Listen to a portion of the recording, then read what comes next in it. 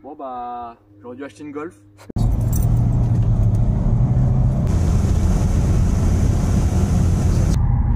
glissouille un petit peu. Mais Ouais.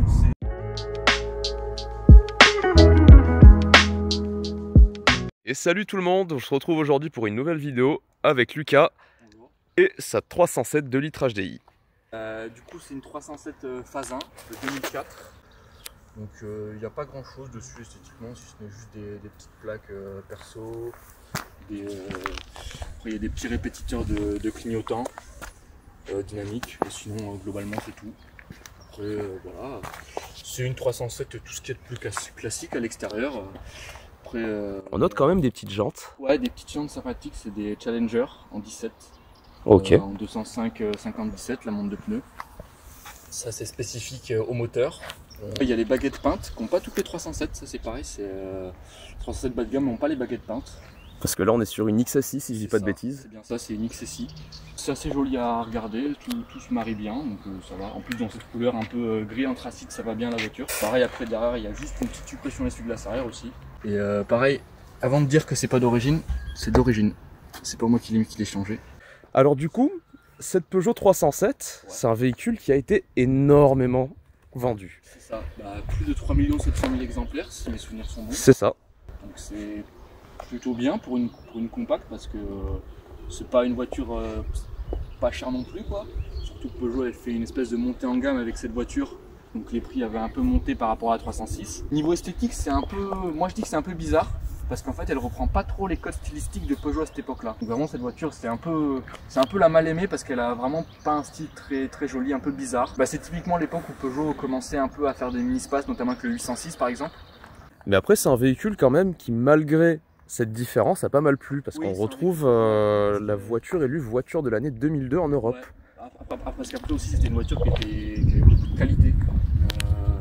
Notamment comparé par exemple à toutes ses concurrentes, notamment Mégane 2, C4, Golf 4, elle avait un châssis qui était vraiment meilleur, elle avait une plateforme qui était meilleure. Bien sûr chez Peugeot on n'est pas exempt de défauts, notamment le train arrière qui est un petit peu baladeur. Moi j'aime bien, mais voilà. Et le train avant qui est un peu sous-vireur. C'est assez sous-vireur. En essence un peu moins ça l'était parce que c'était plus léger sur l'avant, mais en diesel ouais c'est assez survireur. Après le châssis par contre fait très bien son travail, mais pareil un peu de roulis, classique aussi de chez Peugeot. Beaucoup de mouvements de caisse il me semble. Mouvements de caisse assez chiant parfois parce que ça peut faire des raquettes, conduite un peu soutenue, mais ça va quand même parce que sur cette version donc en XSI avec le HD 136, on a un châssis qui est un petit peu raffermi comparé à la 307 basique. Mémoire, c'est un véhicule qui a un bon système de freinage. Oui, ça freine extrêmement bien. Des bons gros freins. Ouais, c'est des petites galettes. Disque ventilé en 302 mm à l'avant. C'est ça, ouais, en simple piston. On est sur du disque plein en 247 mm à l'arrière. C'est ça aussi. Donc ça doit freiner la bête qui fait 1352 kg à vide, celle-ci en 5 portes. À vide, donc après avec le plein de gasoil qui fait je crois de mémoire 60 litres, c'est beaucoup. Et tous les fluides, donc l'huile moteur, liquide de refroidissement et tout, ça commence à s'approcher de la tonne 5. Ouais. Donc ça fait un peu lourd pour une compacte. La Mégane 2 concurrente était 200 kg plus légère. En essence, on va prendre en dessous de 136 chevaux parce que sinon ça rame honnêtement beaucoup. Et en diesel, vraiment le 136, commencé en 2004. Donc ça c'est une des toutes premières à avoir eu le 136. Parce que en fait ils ont sorti une série spéciale pour sortir le 136. Ouais. Donc en série sport. Et après du coup le 136 est venu sur des finitions un peu plus normales, donc notamment la XSI. Est-ce que tu connais les différences entre la phase 1 et la phase 2? Ouais. Quand il est allumé, le dessin en fait sur les phases 2 ça fait vraiment un rond. Très bien. Là, ça fait juste un demi-cercle. À l'avant ça change vraiment parce que on perd la calandre à barrette, si chère à Peugeot. Donc cette calandre à barrette ici. La barrette coupée au milieu par le logo Peugeot entre le pare-choc et le capot. Dernière Peugeot d'ailleurs à avoir eu cette calandre. Et du coup sur la phase 2, tout ça a été modifié, tout le pare-choc avant et les phares ont été modifiés, les phares qui passent en phare entre guillemets lenticulaire, ok. Lentilles à l'intérieur. Les anti-brouillards qui d'ailleurs sont dans les phares, c'est assez surprenant. Les anti-brouillards sont juste ici, sont dans les phares. Mais voilà, et du coup sur la phase 2, tout ça a été modifié. Le pare-choc qui remonte jusque là avec le logo qui est posé au milieu pour adhérer en fait au style 207, 407, tout ça qui était sorti. Le fait d'avoir les anti-brouillard dans les phares, je trouve ça un peu dommage parce que du coup ça fait des phares vraiment très gros. Ça dénature un peu la face avant qui pourtant je trouvais assez jolie. Moi vu que j'aime bien les trucs un peu bizarres, j'aime. Mais je peux comprendre que ça peut être un petit peu bizarre. Après, sur ces années-là, toutes les compacts avaient un peu une gueule bizarre, à part la Golf 4 et la A3, mais la A3 qui était sur un autre segment quand même, la A3 qui était vraiment plus haut de gamme. Exactement. Ouais. Vraiment, dans les mêmes gammes de prix, il n'y avait que la Golf 4 vraiment qui avait une gueule un peu normale entre guillemets. Sinon la Mégane 2 avait aussi une gueule un peu bizarre, on va pas se le cacher. Ouais. Le frein à main était vraiment chelou aussi. Et aussi, il y avait la C4, mais la C4 en fait qui est globalement la même voiture que ça. C'est la même base en fait. Il n'y a que la carrosserie qui change et l'amortissement aussi qui change pour avoir un amortissement plus souple, vraiment plus citroënesque en fait, tout simplement. Tout simplement, ça se ressent à la conduite, c'est-à-dire que vraiment entre une C4 et une 307, c'est vraiment deux choses différentes. Donc après, malheureusement, le SP freine beaucoup nos envies de vouloir rouler vite. Ouais, c'est très castrateur. Et encore, en fait, sur cette motorisation-là, c'est même pas tant le SP, c'est vraiment l'anti-patinage qui est castrateur. Au niveau de l'intérieur, c'est un intérieur de 307 relativement classique. La seule chose, c'est qu'en XSI, on avait du coup l'intérieur cuir, semi-cuir du coup. Une belle sellerie hein, quand on regarde. C'est assez joli, avec des semi-baquets qui maintiennent vraiment bien, ça c'est assez cool. Donc voilà, après maladie chez Peugeot, le volant, ça on n'y déroge pas. Le volant qui pèle, par exemple on a le chrome sur le levier de frein à main qui s'est barré.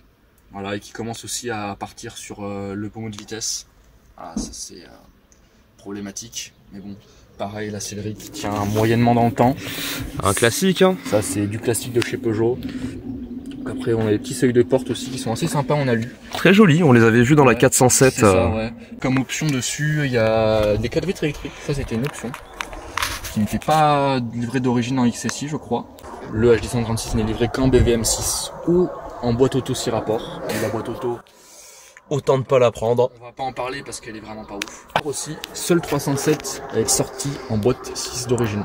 D'accord. Parce que toutes les 307, même la Féline en phase 2 en 180 essence, 177 parce que c'était le moteur de la 206 RC, n'avait pas la boîte 6. Ce qui fait qu'on a un problème de conception. Ce qui fait que si tu veux, mets la 6ème, je crois que ça bute contre l'allume-cigare. Tu vois ? Effectivement. Et du coup, c'est un problème de conception parce qu'en fait, d'origine, du coup, vu que c'est une boîte 5, à la place de la 6ème, vous avez la marche arrière. Du coup, c'est un problème de conception. Ils l'ont pas corrigé sur la 136 parce que ça s'est pas beaucoup vendu, parce que c'était cher. Du coup, voilà, après la voiture, vu que c'est début des années 2000, elle est claffie de petites options assez marrantes. Notamment les petits accoudoirs. Les petits accoudoirs. On a aussi le rétro tintant. Moi j'appelle ça tintant, mais en gros, il se teinte dès que vous avez une voiture qui met les pleins phares derrière vous. Pareil, les rétroviseurs rabattables électriquement. Alors ça, c'est l'option que je voulais pas, je l'ai. Parce que les rétros valent cher. Après, comme beaucoup de 307, on a essuie-glace automatique, phare automatique. Pareil, il y a plein de petits rangements aussi dans la voiture, ça c'est assez bien. Il y a un petit rangement notamment juste ici. Il y en a un autre sous le siège, des deux côtés, pareil. Très bien. Voilà. Sponsorisé Ikea. Exactement, avec un vide-poche plus grand que mon avenir, mais c'est pas grave. Donc après pareil à l'arrière. Vu que c'était la plus haute et la plus grande, pas la plus grande mais la plus haute de sa catégorie, on a une habitabilité qui est relativement bonne en vrai. Même toi qui es grand et qui a le siège reculé quasiment à fond, les genoux ne touchent pas. Voilà, j'ai de l'espace, je suis bien. Il est un peu chiant à sortir. Alors tu m'as dit il faut mettre les doigts et tirer. Voilà. D'accord, ouais, effectivement. Et après voilà, c'est magnétique, on peut l'ouvrir en deux. Voilà, petit porte-document et porte-gobelet. C'est pareil, petit standard au milieu parce que voiture française. Hein. Ah, la base, hein. Voilà, après ça reste du plastique. Voilà, donc aussi on a des petits rangements dans les sièges là qui sont assez mignons. C'est bien pour mettre des documents, des trucs comme ça. Pareil, des vitres-poches à l'arrière. Les boutons placés pareil que sur les 407, les boutons de la vitre. On peut y mettre un bon cadavre assez facilement, voire même deux. Oui. Je pense que ça passe aisément. Deux personnes de 1m80 ça passe. Ouais. Aussi ce qui est bien c'est qu'on a une vraie roue de secours, aluminium. C'est pas une galette. Après par contre contrairement à la 306, vu que la 307 a perdu son train arrière si cher à Peugeot, le train à bras tirés, elle a gagné un train arrière ce que j'appelle normal. Du coup on a des trucs ici qui sont faits pour les amortisseurs et du coup qui font perdre du volume de coffre. 12 volts ici. juste là. C'est une voiture qui est quand même assez bien construite, assez bien conçue. Il y a quelques problèmes récurrents, notamment la qualité de l'intérieur. Ce qui est assez dommage en fait, parce qu'ils ont fait un tableau de bord qui est très joli, avec du plastique moussé et tout, qui est vraiment bien, qui tient dans le temps et tout. Mais à côté, tu as des trucs qui sont vraiment pas solides, notamment par exemple, je vais montrer le pare-soleil. Le bon pare-soleil qui tient plus. Voilà, il est pété. Pareil, la boîte à gants qui... Normalement, elle est censée s'ouvrir tout seul. Et ensuite, pareil, le petit trou que vous voyez en bas, là, ici, ce n'est pas un manque. Il ne manque pas un cache, c'est d'origine comme ça. Bon. Le pare-choc, bon... Ça gigote en poil. C'est, voilà, pareil, là, ici, ça tient pas extrêmement bien. Les caches sont un peu cassées, etc. C'est pas d'une pareille, l'insonorisant il tombe un petit peu, etc. Après, c'est une voiture qui a bientôt 20 ans. C'est ça qu'il faut se dire aussi, c'est que la voiture est sortie en 2004, la voiture a quasiment 20 ans, donc pour une voiture qui a 20 ans, elle se débrouille pas mal. Voilà. Le petit écran pour l'ordinateur de bord juste ici. L'ordinateur de bord qui te donne la consommation, combien de kilomètres tu peux faire, ta vitesse moyenne, ta consommation instantanée, l'heure. Si tu as le poste d'origine aussi, il peut te servir à régler ta fréquence, etc. Si tu as un chargeur CD aussi, du coup il te dit quel CD tu mets, etc. Voiture qui était livrée de série avec ABS et 6 airbags de série. Donc 300C qui a fait un très bon score au crash test. Je crois 4 étoiles, c'est ça, ouais. 4 étoiles de mémoire. Euro NCAP, donc c'était vraiment pas mal comparé à la A306 pardon. Qui en avait 3 il me semble. Ouais voilà. Et surtout la 306 qui n'avait ni l'ABS de série, ni tous les airbags de série. Exactement. C'était des options. Alors que là c'est vraiment 2 séries, vraiment tu pouvais prendre la 307 la plus basique possible, même si je crois que la plus basique c'est la XR.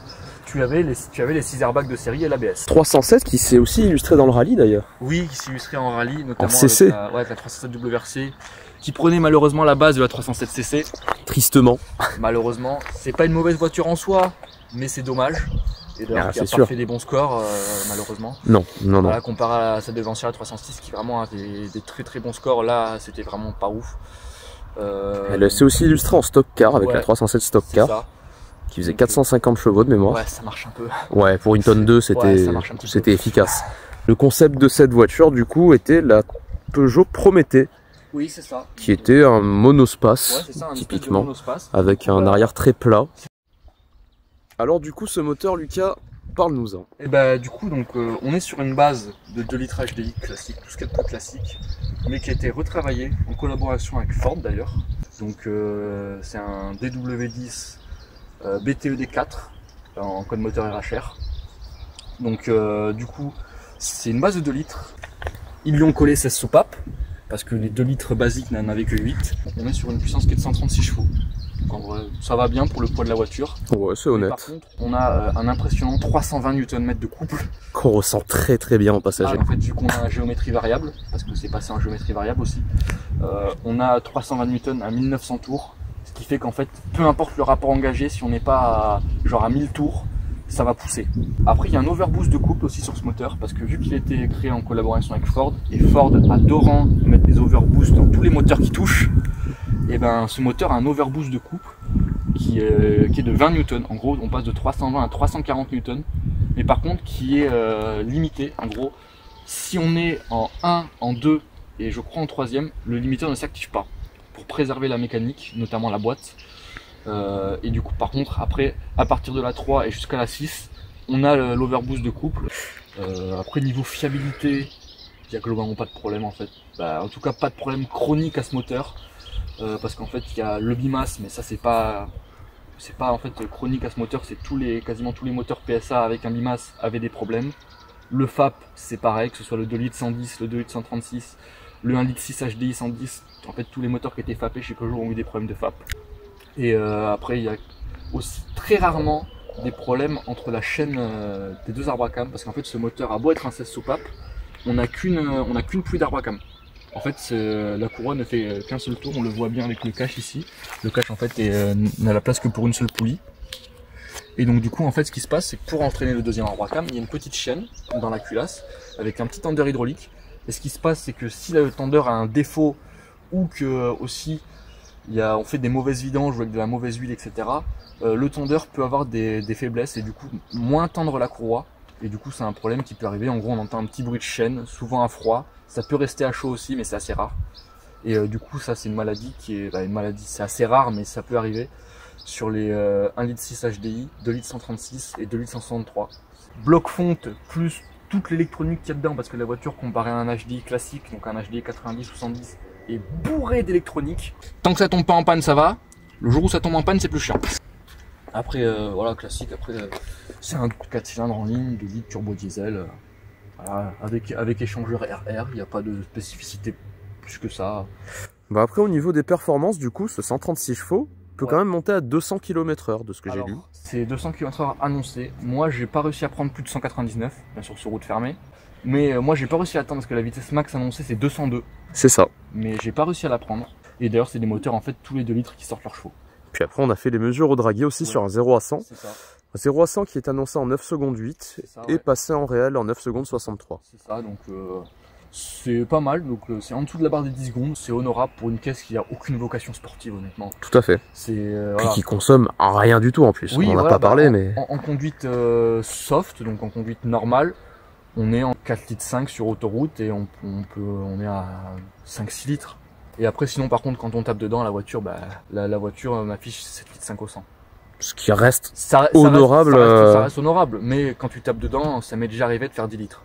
C'est une voiture qui, globalement, est quand même bien conçue et qui, franchement, même à l'heure d'aujourd'hui, c'est une voiture qui reste sécuritaire.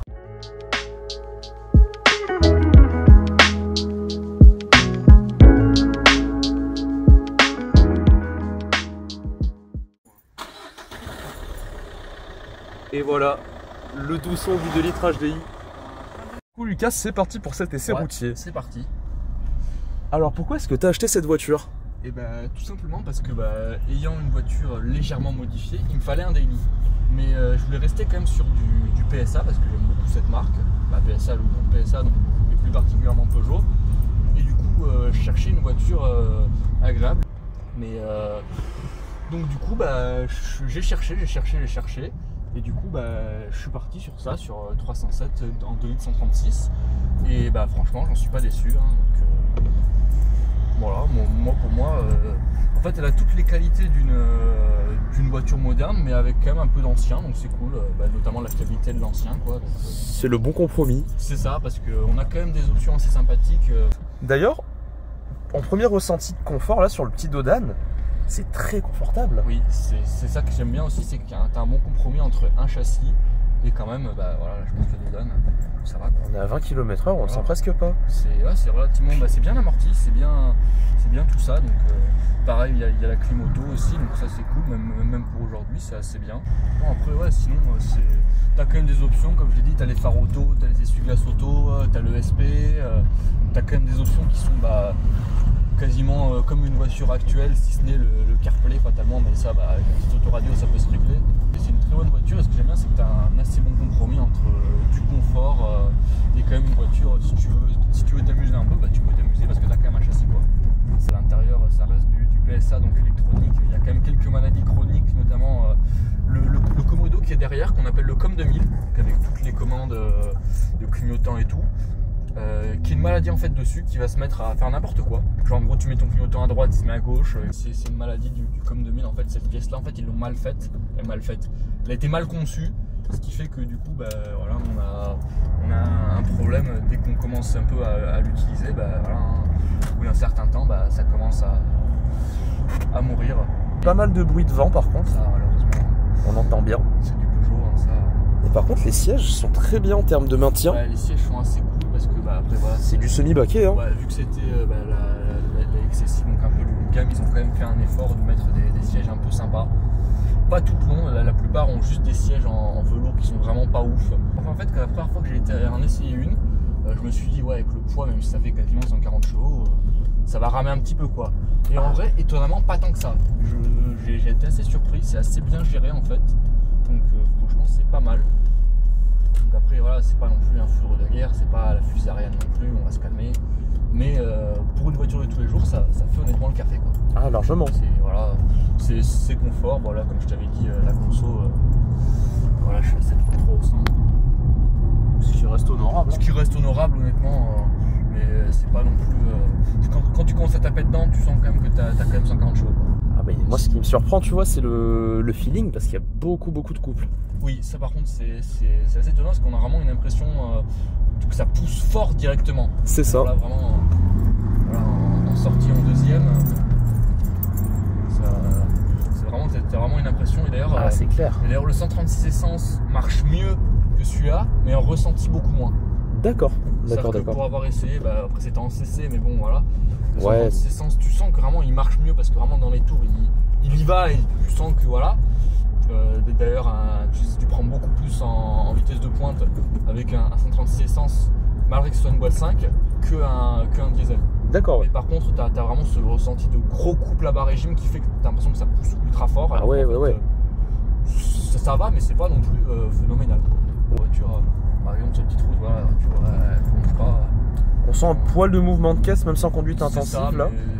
Après, voilà, vu qu'ils ont quand même voulu garder un truc confort parce que ça restait un diesel, etc.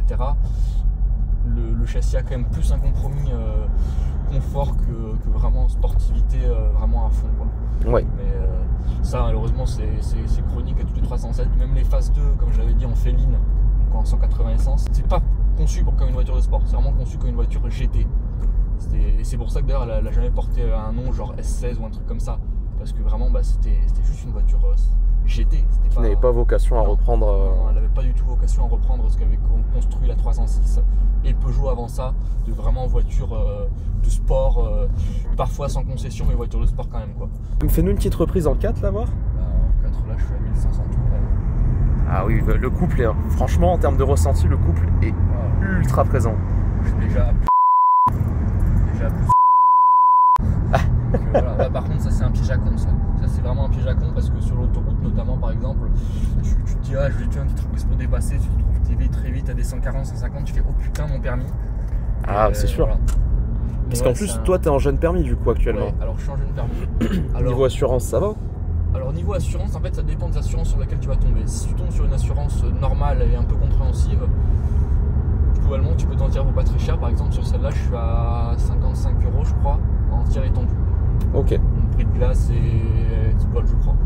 Du coup est-ce que c'est une voiture que tu conseillerais pour des jeunes permis ou pas? Alors oui et non. C'est-à-dire que pour moi vraiment en sortie de jeune permis, genre vraiment tu viens de passer ton examen, non. Parce que c'est quand même une voiture où tu as quand même quasiment 136 chevaux. Donc tu as moyen de perdre ton permis 40 fois, surtout avec le couple.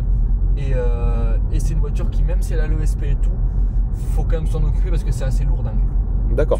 En fait, le châssis, aussi bon soit-il, tu sens quand même que c'est beaucoup plus lourd qu'une 306 ou une 206 par exemple. Ouais. Tu sens vraiment que tu as le poids qui est là et qui vraiment pas te bride parce que tu as quand même un châssis qui est fait pour.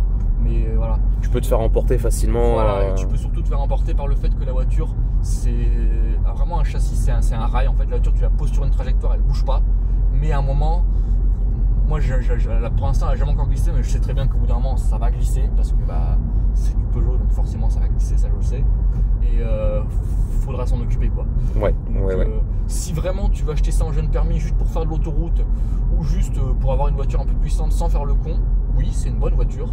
D'accord. Mais si tu veux vraiment une voiture un peu sportive dans l'âme et quand même un peu rigolote, je te déconseillerais parce que dans le sens où vraiment c'est moins bien qu'une 306 ou une 206 équivalente par exemple. D'accord. On voit par contre que ça monte facilement en vitesse. Hein. Vraiment, c'est assez bien. Les freins ont pas mal de mordants, le châssis est bon, beaucoup de mouvements de caisse effectivement. Ça. Inhérent à Peugeot. Par contre les freins c'est... d'accord. Ça freine vraiment fort. Ouais, ça y va tout de suite. Voilà, et là j'ai même pas vraiment freiné parce que vu que j'ai pas d'ABS, on va se calmer, mais vraiment là c'est pareil, les virages, c'est pas un problème en fait, vraiment la voiture prend les courbes à part le roulis, c'est pas un problème en fait. Même si tu as du roulis, la voiture est quand même contrôlable. À part quand elle te fait des raquettes, sinon ça reste assez contrôlable quand même. Ça reste vraiment contrôlable. Faut pas non plus aller chercher trop les limites parce que comme je l'ai dit, vu que c'est un peu lourd, on sent que ça peut t'emporter en courbe. Voilà, très clairement, là c'est le feeling que j'ai eu. C'est ça tient le parquet, il y a aucun souci là-dessus. Mais il y a un moment où après il faut s'en occuper. Il y a la boîte à gants réfrigérée. Et oui, on n'en a pas parlé de la boîte à gants réfrigérée, je me permets. Hein. Ouais, vas-y. Avec le petit AC juste là, et tu vas montrer le réglage avec la molette ici. D'ailleurs, il fait froid dans ta boîte à gants actuellement. Oui. Peu importe la vitesse sur laquelle tu es, en fait, forcément, ça va reprendre. À part, comme je dis, si tu es vraiment genre très bas régime. Bah, à partir de 1500 tours, ça marche en fait. Oui, à partir de 1500 tours, ça marche. Mais en dessous de 1005, il faut quand même pas abuser. Ça reste un turbo. Et ça a quand même de l'âge, donc on peut pas non plus tout demander, quoi. Et comme tu sais, bah, du coup là on voit bien le problème de la 6ème, parce qu'en fait si je mets le truc droit, en fait ça touche. Voilà, pareil, un truc qui ont beaucoup de 3.7 mais qui est souvent cassé, c'est ça. Voilà, le porte-lunettes. Parce qu'en fait c'est juste cette petite pièce en fait qui fait qu'il tient. Juste cette petite pièce le petit téton qui est juste là. Juste ça. Ah ouais. Ce qui fait que c'est assez rare d'en avoir une qui tient. Et on voit qu'en ville c'est assez, ouais, c'est assez bien. Ça va, ça débrouille bien. Bon après t'as toujours, vu que c'est un gros diesel, t'as toujours quelques à-coups quand t'es à bas régime ou quand tu démarres. Après c'est une bonne routière. Oui. Elle est pas, c'est pas une mauvaise, elle est pas mauvaise pour la ville non plus. En fait c'est une voiture qui, c'est con à dire mais elle fait tout bien. Elle est polyvalente, ouais. C'est ça, c'est une voiture assez polyvalente, c'est-à-dire que tu peux faire à la fois de la route, à la fois de la ville, même si en ville comme je l'ai dit avec le gros diesel, c'est un peu dommage surtout qu'en ville tu vas consommer parce que bah fatalement. Ah ça. Diesel en ville tu consommes, d'ailleurs essence pareil mais bon voilà. Mais sinon pareil la boîte très agréable et un gros bond en avant comparé au 206 306. La boîte c'est bien mieux parce qu'on est passé sur une boîte qui est différente, pareil les commandes sont différentes, là on est sur des commandes à câble et tout donc c'est bien mieux. Pareil on retrouve un peu comme chez Renault la marche avec la bague. La petite bague, la marche arrière, en gros c'est tu prends la bague et tu vas après la première. Ça c'est bien mieux que la marche à la place de la 6ème parce que c'est infâme chez Peugeot, ça passe jamais, ça craque. C'est ça. Que là vraiment c'est nickel. Après celle-là pareil, elle a pas les radars de recul. Ok. Une autre option que j'ai pas, en fait il y a que quelques options que j'ai pas, notamment le chargeur CD. Tour ouvrant. Ça en vrai je suis très content de pas l'avoir parce que c'est un peu une merde. Bah ça fuit, c'est ça, surtout sur les 307, ça tombe en panne et tout, c'est comme les 206, 306, c'est une merde. J'ai un peu des pneus de merde. Ouais. Sinon, ah oui, bah le châssis est bon, ok. Voilà. Ça glissouille un petit peu, mais ouais. C'est très contrôlable. Ah c'est clair.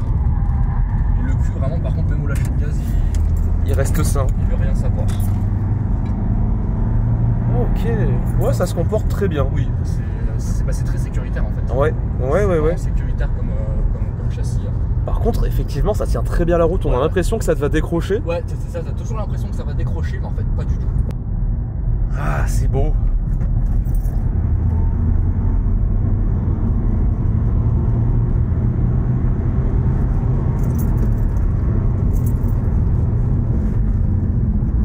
Et ouais, c'est vrai qu'on s'attend pas à une aussi bonne tenue de route. Et après, heureusement qu'il n'y a pas le SP, parce que sinon le SP, ce que j'aurais fait, je ne m'aurais pas laissé le faire. Ah ouais? Ouais, non, le SP. Ah putain, il aurait été castrateur jusque-là. Ouais. Parce que non, sur là, c'est pas là, parce que le rond-point, vu que j'ai des pneus de merde, je l'ai fait un peu en glisse. Ouais. Donc en fait, le SP, dès qu'il va détecter que ça va glisser, il va tout brider. Le moteur, tu pourras faire des kickdowns, il va rien savoir. Il voudra rien savoir. Et la voiture peut avoir aussi, je trouve, des réactions un peu cheloues avec le SP. Ouais, bah ça fait un effet coup de raquette en quelque sorte. Ça, c'est le SP, malheureusement. C'est sur toutes les bagnoles qui ont le SP. Voilà,